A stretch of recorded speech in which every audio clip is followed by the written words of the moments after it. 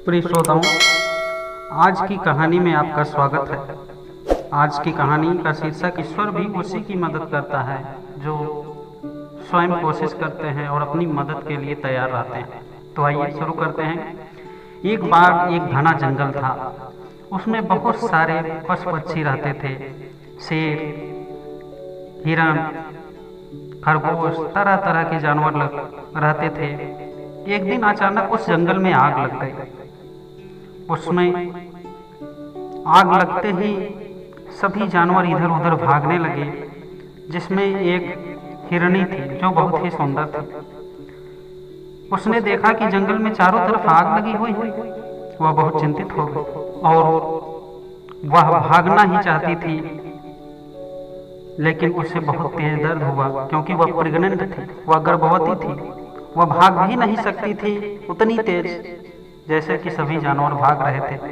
उसे लगा कि अब मैं और मेरे साथ ही मेरे बच्चे भी समाप्त हो जाएंगे, और एक माँ के लिए उसके बच्चे ही सब कुछ होते हैं। इसलिए हिरनी ने अपना पूरा जोर लगाया और वह भागने लगी। कुछ दूर भागते फिर थक जाती, उसे दर्द होता, रुक जाती। इस तरह वह चलते चलते बेहद थक गई और उसे लगा कि अब उसके प्राण संकट में हैं, अब उसके प्राण निकल जाएंगे और उसके साथ ही उसके बच्चे भी समाप्त हो जाएंगे।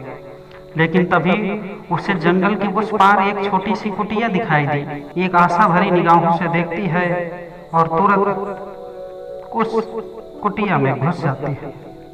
और जैसे ही घुसती है तो वह कुटिया की खिड़की से देखती है कि एक शिकारी अपनी बंदूक में गोलियां भर रहा है। वह समझ गई कि अब यह शिकारी मुझे जिंदा नहीं छोड़ेगा।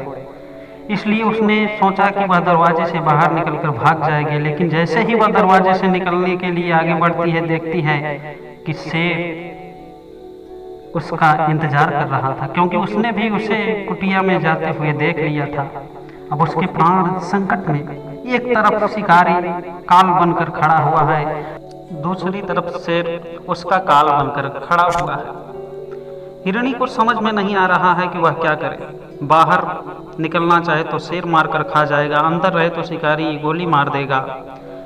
उसने सोचा कि अब उसका जीवन बहुत ही संकट में है और इसके साथ ही उसके बच्चे भी खत्म हो जाएंगे।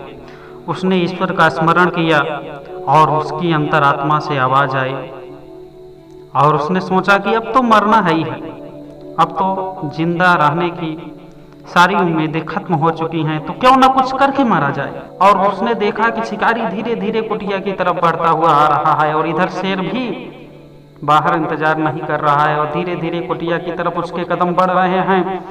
उसने तुरंत उस खिड़की से छलांग लगाई, पूरा जोर लगाकर, और जैसे ही शिकारी के ऊपर कूदना चाहा, शिकारी ने गोली चला दी और इधर शेर उसके ऊपर झपट्टा मार चुका था और वो गोली आकर शेर को लग गई। उसने उछलकर तेजी से शिकारी की आंखों पर अपने पैरों से मारा और वह दर्द से कराहता हुआ बंदूक छोड़कर जंगल से भाग गया और इधर शेर भी मर चुका था। इस प्रकार हिरणी के साहस से उसकी जान बच गई, उसके बच्चों की जान बच गई। तो हमें अपनी सेवा और अपनी सहायता के लिए हमेशा तैयार रहना चाहिए, तभी हमारी मदद ईश्वर भी करता है। संभव है हर बात जीवन में, कुछ भी बड़ा नहीं, हारा वही है जीवन में जिसने कभी लड़ा नहीं।